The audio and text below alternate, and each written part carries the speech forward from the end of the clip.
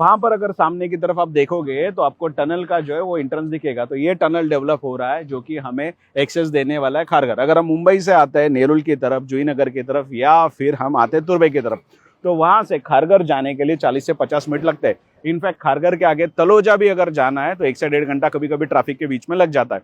और ये एक्सपीरियंस सिर्फ चेंज होने वाला है खारघर के लिए। अगले 10 मिनट में जो है यहाँ से हम पहुंच जाएंगे। इवन तलोजा की बात करें तो तलोजा से 25 मिनट के अंदर जो है हम पहुंच सकेंगे जब भी ये टनल रेडी होगा। वैसे टनल का मेजोरिटी काम हो चुका है। 2028 तक ये पूरा जो है लिंक रोड रेडी होने वाला है। खारघर तुर्बे टनल रिंग रोड जो है इसे कहा जाता है। और ये 5.5 किलोमीटर का पूरा प्रोजेक्ट है, जिसके अंदर 1.8 किलोमीटर का जो है सामने की तरफ ये टनल बनने वाला है। इसका एक detail video property coverage YouTube channel पर आपको देखने मिलेगा। अभी जाके फॉलो कर लीजिए। मेरा नाम है गणेश, चैनल का नाम है प्रॉपर्टी कवरेज। ऐसे अपडेट के लिए आप मुझे फॉलो कर सकते हैं।